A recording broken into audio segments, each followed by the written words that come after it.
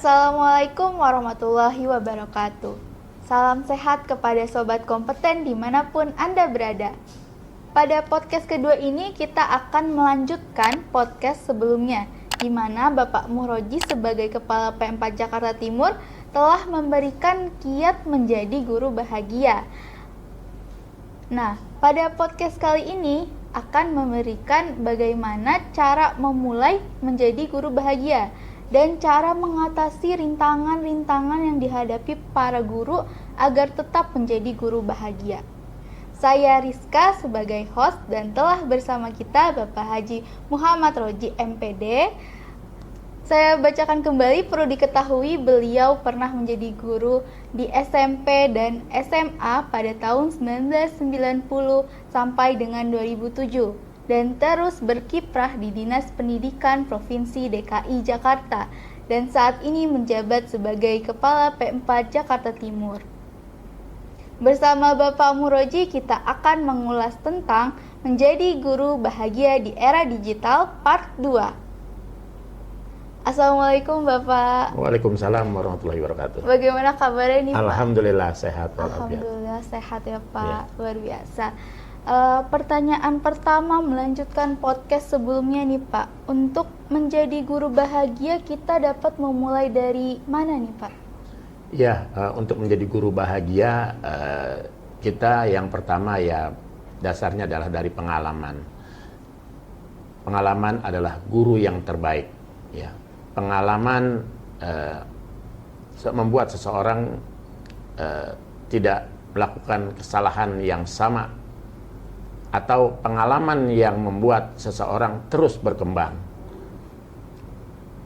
Yang kedua, menjadi guru bahagia itu kita bisa mulai dengan mengenal diri kita sendiri, ya, dengan cara mengevaluasi diri, dengan mengetahui kelebihan dan kekurangan, bersikap jujur pada diri sendiri, dan harus memiliki visi dan misi dalam hidup.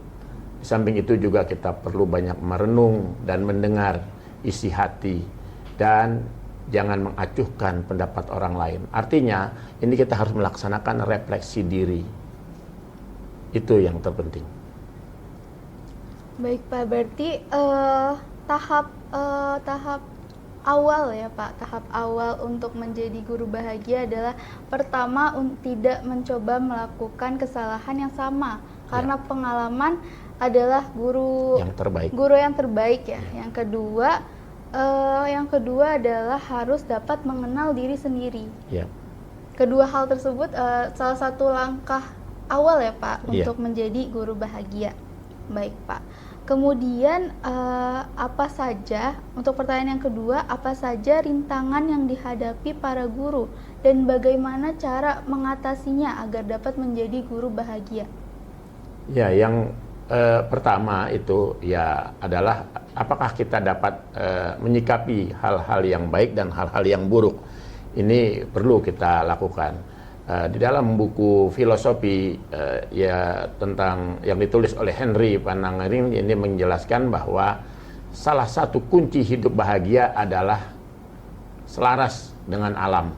Artinya sepatutnya manusia hidup itu menggunakan akal sehatnya. Bagaimana akal kita mampu menyikapi hal-hal yang baik dan hal-hal yang buruk yang terjadi dalam hidup kita. Yang selanjutnya harapan saya juga untuk menjadi guru bahagia itu ya kita mengikuti dengan siklus kehidupan yang ada di alam ini. Baik Pak. Tadi Bapak bilang menyikapi hal baik dan hal buruk, dapat menyikapi hal baik dan buruk. Lalu bagaimana Pak? Apalagi untuk rintangan atau tantangan yang dihadapi para guru. Rintangan dan tantangan yang dihadapi oleh para guru ini adalah diantaranya karena kita adalah manusia yang diberi akal dan pikiran. Maka yang pertama, sebelum kita bertindak, kita harus berpikir terlebih dahulu. Yang kedua, ya ikut kata hati kita. Ikuti langkah kata hati kita. Ya, langkah ini memang penting untuk bertindak. Namun intuisi hati juga tidak kalah pentingnya. Yang ketiga, kita melihat dari perspektif yang berbeda.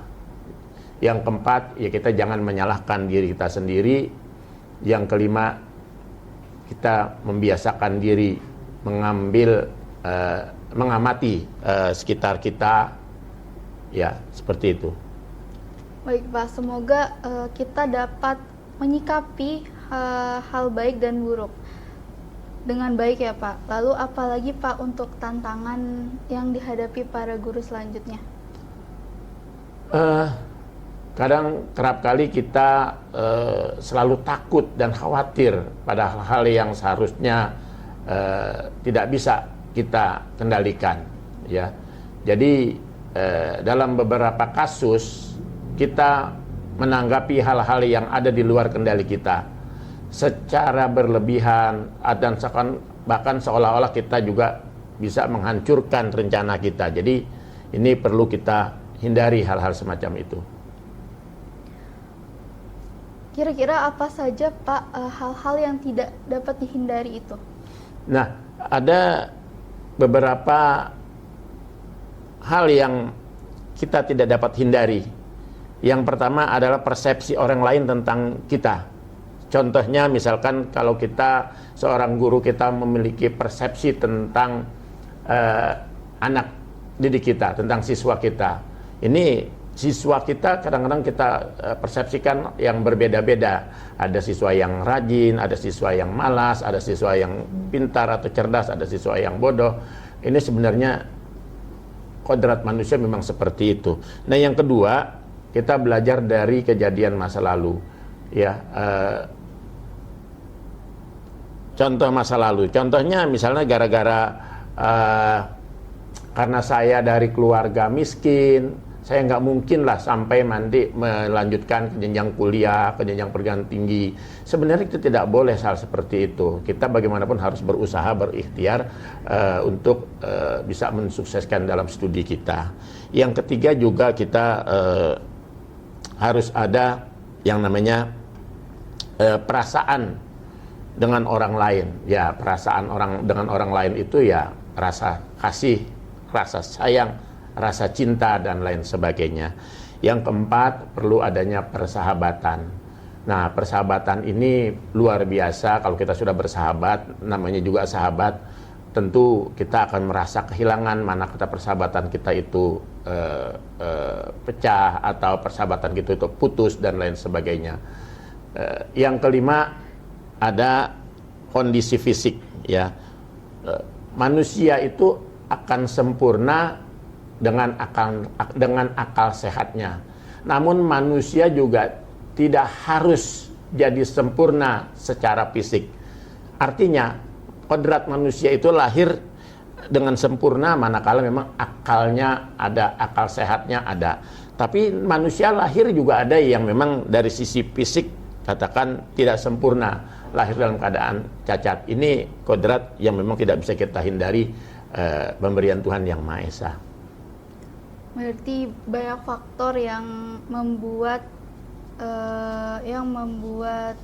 hal-hal yang tidak dapat dihindari itu banyak faktornya Pak. Yeah. Lalu bagaimana cara mengatasinya Pak?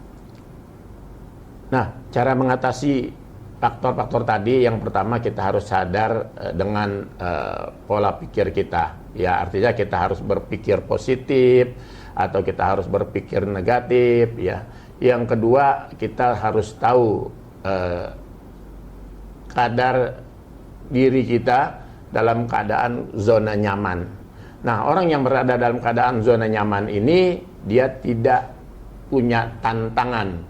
Ini siogianya orang yang tidak mau melakukan perubahan-perubahan seperti itu. Dia karena sudah berada dalam keadaan zona nyaman. Makanya kita harus keluar dari zona nyaman. Yang ketiga, kita harus mengubah kebiasaan kita. Ya, artinya kebiasaan-kebiasaan yang memang sudah rutin, kita harus bisa lakukan perubahan-perubahan. Ya, yang keempat, fokus pada masa kini. Jadi jangan kita lagi lihat masa lalu, tapi kita fokus pada masa kini. Bagaimana kita untuk melakukan perubahan di masa-masa yang akan datang. Yang kelima, adanya yaitu emosional kita, ya harus kita kendalikan emosional kita. Jadi ini kaitan dengan episode pertama, ya kita harus mengenal diri, tidak mudah stres dan lain sebagainya. Itu emosional harus kita kendalikan. Nah, yang keenam, perlu ada prioritas, ya prioritas. Jadi prioritas di sini kita untuk menghindari ritme kerja kita. Jadi perlu bikin prioritas, skala prioritas. Kalau hari ini agenda kita ada 4, kita lihat prioritas yang mana, prioritas ke-1, ke-2, ke-3, atau ke-4, itu yang kita utamakan, seperti itu. Baik Pak, tadi Bapak sempat membahas tentang emosi ya Pak. Lalu bagaimana Pak kalau misalkan ada emosi negatif, cara mengendalikannya bagaimana nih Pak? Cara mengendalikannya yaitu dengan menggunakan metode STAR.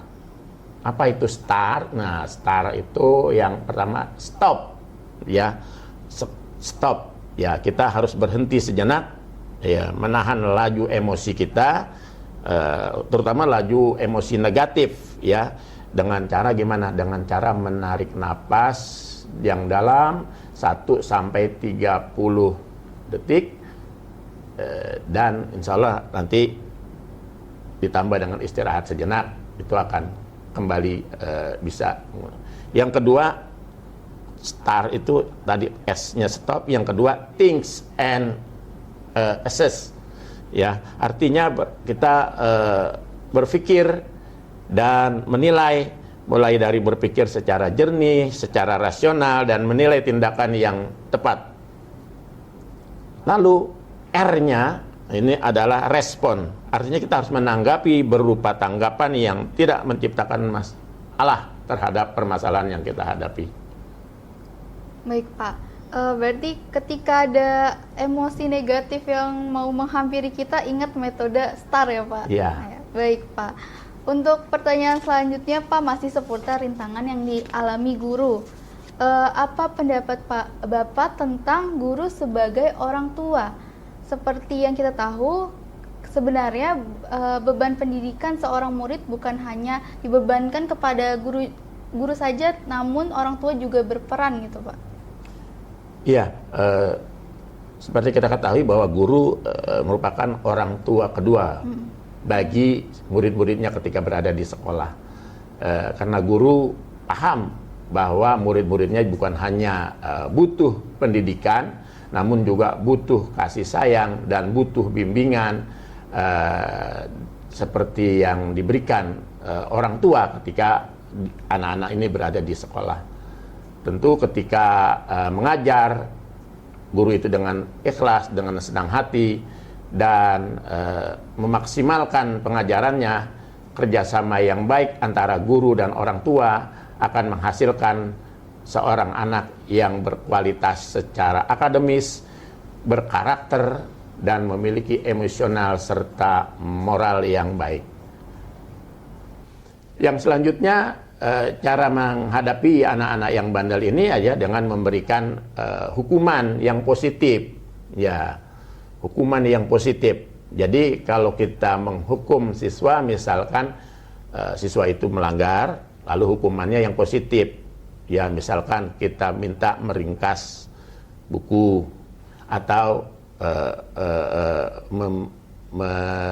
menyelesaikan suatu kasus, kita minta dia menyelesaikan suatu permasalahan kasus itu hukuman buat beliau, tapi hukumannya positif. Jangan hukumannya yang tidak mendidik, misalkan suruh berdiri di depan kelas, kakinya diangkat sebelah, tangannya di atas kepala. Nah ini ya tidak mendidik gitu ya. Jadi hukumannya hukuman yang positif, yang mendidik. Yang selanjutnya, kita sebagai guru harus mampu berkomunikasi dengan baik dengan orang tua siswa. Ini tentu kalau hal ini bisa kita lakukan, murid yang bandel tadi bisa kita hadapi dan bisa kita selesaikan. Baik Pak, berarti sebenarnya murid bandel itu ada beberapa faktor ya Pak. Karena beberapa faktor, jadi kita tidak boleh menyalahkan langsung murid tersebut. Dan semoga metode yang Bapak berikan, tips untuk menghadapi murid bandel bisa diterapkan guru-guru di luar sana. Lalu menuju pertanyaan terakhir Pak, pendidikan sangat bergantung pada kualitas seorang guru. Sebagai pendidik, kompetensi apa saja yang diharapkan dimiliki oleh guru?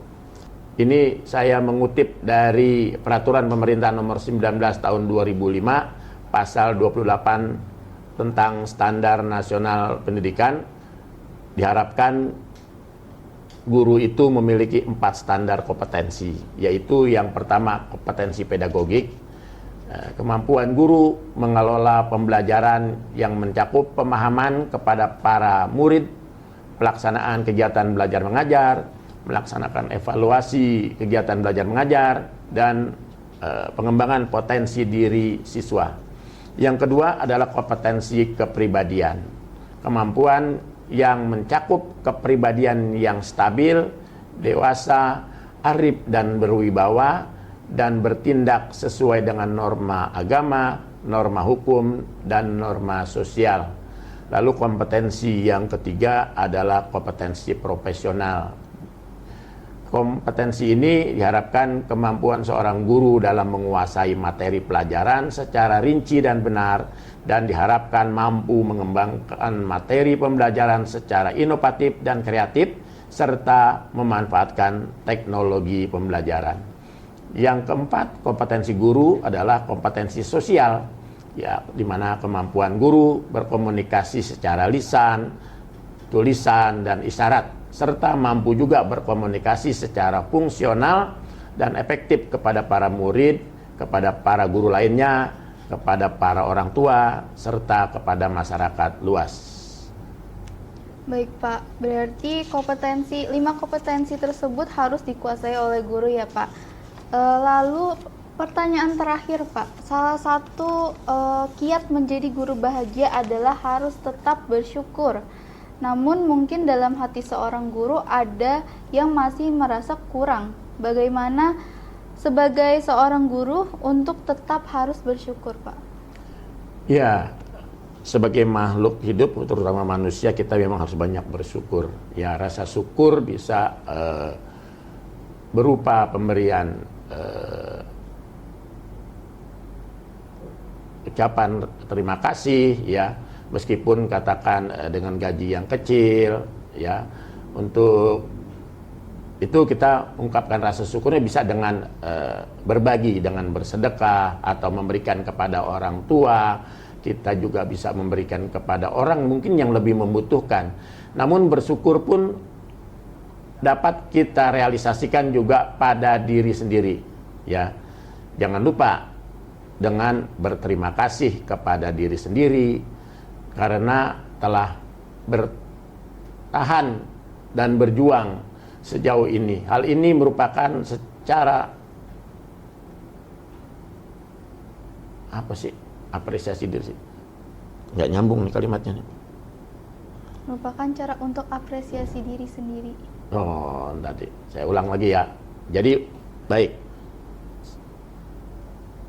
rasa syukur bisa kita ungkapkan dengan mengucapkan alhamdulillah, ya.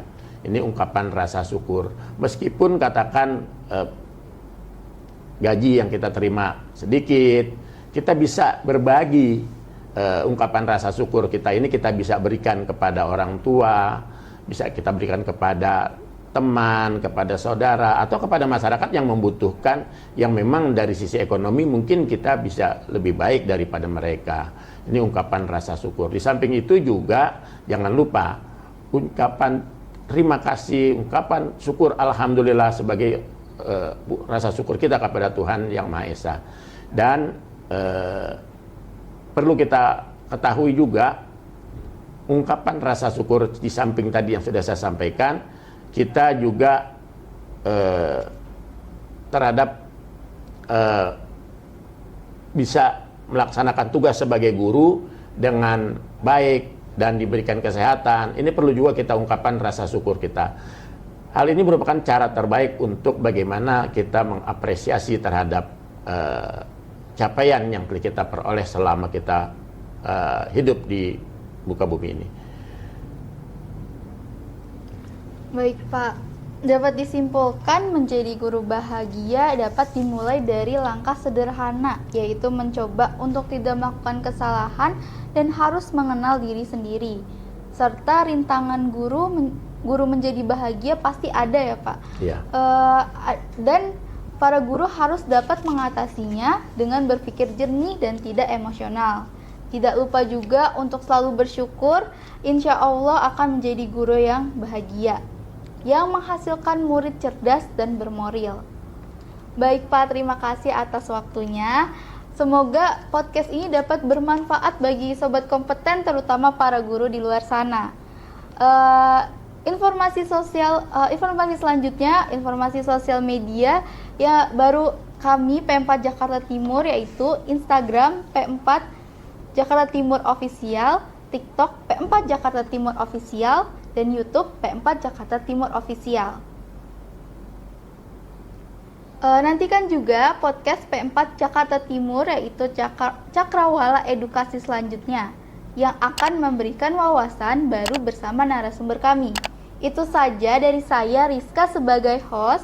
Pamit undur diri dan sampai jumpa di podcast P4 selanjutnya.